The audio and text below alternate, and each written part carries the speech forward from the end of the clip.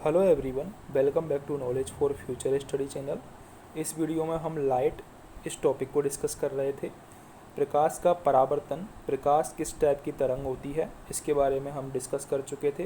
प्रकाश का वर्ण विक्षेपण डिस्कस कर चुके थे इससे पहले वाली वीडियो में। अब हम प्रकाश का अपवर्तन इस वीडियो में डिस्कस करेंगे। जब प्रकाश एक माध्यम से दूसरे माध्यम में प्रवेश करता है तो उसके रेखीय पथ में विचलन होता है।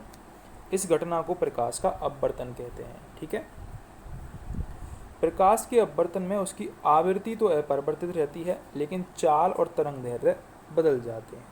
आवृत्ति अपरिवर्तित रहती है, लेकिन चाल और तरंग दैर्ध्य बदल जाते हैं।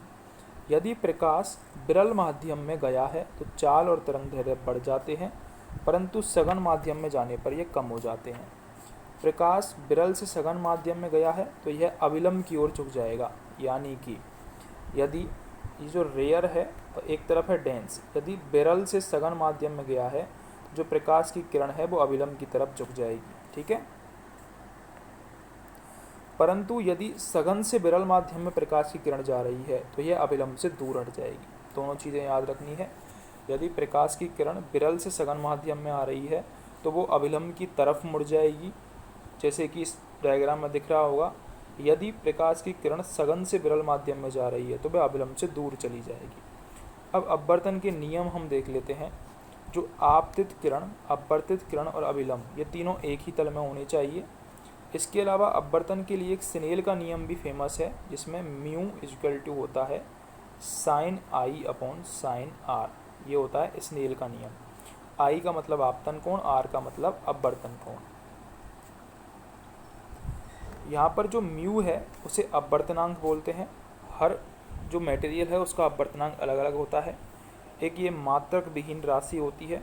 ये पदार्थ की प्रकृति, माध्यम की प्रकृति और प्रकाश के तरंग दैर्ध्य पर निर्भर करता है। ठीक है, अपवर्तन के एग्जाम्पल क्या है? तारों का टिमटिमाना, पानी में डूबी वस्तु का ऊपर उठा हुआ दिखना, सूर्य का सूर्योदय से पहले और सूर्यास्त के बाद कुछ समय तक दिखाई देना, ये अपवर्तन के एग्जाम्पल हैं। ठीक है, अगर आपसे पूछ लिया जाए कि निरपेक्ष अपवर्तनांक का फॉर्मूला क्या होता है, निरपेक्ष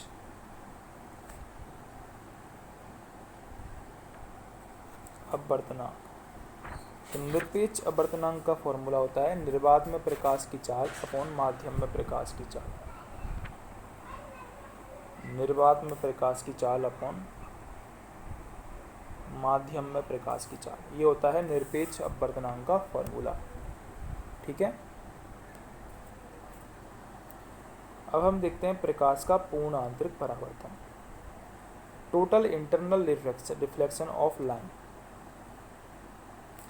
जब प्रकाश सघन से विरल माध्यम में प्रवेश करता है तो वह अविलंब से दूर चला जाता है। यदि आपतन कोण का मान बढ़ाया जाए तो एक निश्चित अवस्था में अपवर्तन कोण का मान 90 डिग्री हो जाता है। इस अवस्था में आपतन कोण को क्रांतिक कोण कहते हैं। ठीक है, यदि आपतन कोण का मान बढ़ाया जाए तो एक निश्चित अवस्था में अपवर्तन कोण का मान 90 डिग्री हो जाता है, जिससे कि जो इस टाइम पे जो आपतन कोण होता है उसको क्रांतिक कोण कहा जाता है। यदि I is greater than IC है तो प्रकाश उसी माध्यम में लौट आता है। इस घटना को TIR कहते हैं। पूर्ण आंतरिक परावर्तन के लिए दो आवश्यक शर्तें हैं। प्रकाश का सघन से विरल में जाना, सघन से विरल में, ये पूर्ण आंतरिक परावर्तन के लिए जरूरी है। प्रकाश सघन से विरल में जाएगा। आपतन कोण का मान IC से अधिक होना चाहिए। जो आपतन कोण है उसका मान क्रांतिक कोण से ज़्यादा होना चाहिए। ठीक है, ऑप्टिकल फाइबर्स में, मिराज फॉर्मेशन में और हीरे के चमकने, इन तीनों एग्जाम्पल में प्रकाश के पूर्ण आंतरिक परावर्तन का उपयोग होता है। जल में पड़ी परख नली का चमकना भी, कांच में आई दरार का चमकना भी, ये सब पूर्ण आंतरिक परावर्तन के एग्जाम्पल हैं। जो हीरा होता है उसके लिए क्रांतिक कोण का मान होता है 24 और गिलास के लिए क्रांतिक कोण का मान होता है 42 के लगभग। ठीक है,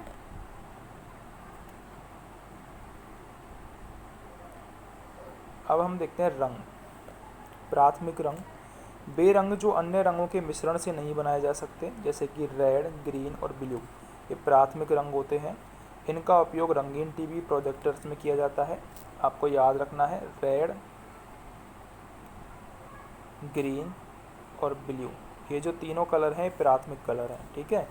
द्वितीयक रंग बेरंग होते हैं जो प्राथमिक रंगों के मिश्रण से बनाए जाते हैं, जैसा कि आपको डायग्राम दिख रहा है, ठीक है।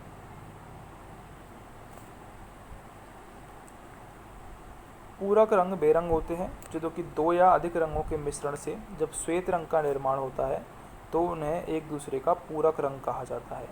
प्राथमिक एवं द्वितीयक रंग के मिश्रण से श्वेत रंग का निर्माण होता है तो वे एक दूसरे के पूरक रंग कहलाते हैं, ठीक है।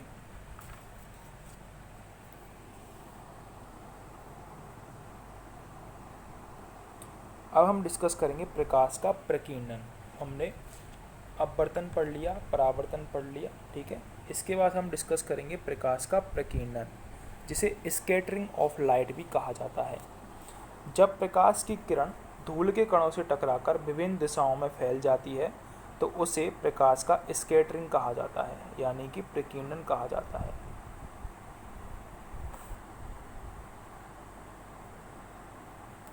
जब प्रकाश की किरण धूल के कणों से टकराकर विभिन्न दिशाओं में फैल जाती है उसे प्रकाश का प्रकीर्णन कहते हैं। इसके बाद इसमें इम्पोर्टेंट क्वेश्चन क्या बनता है कि जो बैंगनी रंग होती है उसकी लैम्बडा यानी कि तरंग दैर्घ्य कम होती है, जिसके कारण उसका जो प्रकीर्णन होता है, फैलाव होता है, वो सर्वाधिक होता है। प्रकीर्णन बैंगनी रंग का सर्वाधिक होता है। लाल रंग का प्रकीर्णन न्यूनतम होता है क्योंकि इसकी जो लैम्बडा है, तरंग दैर्घ्य है, वो कम होती है। लाल रंग का प्रकीर्णन कम होता है क्योंकि उसकी तरंग दैर्घ्य ज़्यादा होती है, तरंग दैर्घ्य ज़्यादा होती है तो प्रकीर्णन कम होगा, और तरंग दैर्घ्य बैंगनी रंग की कम होती है इसलिए उसका प्रकीर्णन सर्वाधिक होता है, ठीक है। समुद्र का नीला दिखाई देना, आसमान का नीला दिखाई देना और सूर्योदय व सूर्यास्त के बाद सूर्य का लाल दिखाई देना, ये प्रकीर्णन के एग्जाम्पल हैं। अब हम प्रकाश का विवर्तन देखते हैं। जब प्रकाश किसी अवरोधक सतह से टकराता है तो उसी दिशा में प्रकाश का परावर्तन आता है। इस घटना को प्रकाश का विवर्तन कहते हैं। सीढ़ी का रंगीन दिखाई देना, ये प्रकाश के विवर्तन का एग्जाम्पल है। प्रकाश का व्यतिकरण,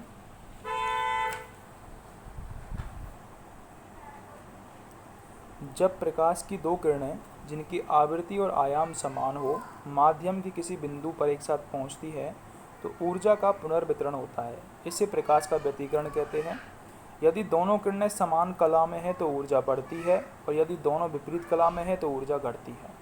यदि समान कला में है तो उसे संपोषी व्यतिकरण कहा जाएगा, जिसे कंस्ट्रक्टिव बोला जाता है, संपोषी।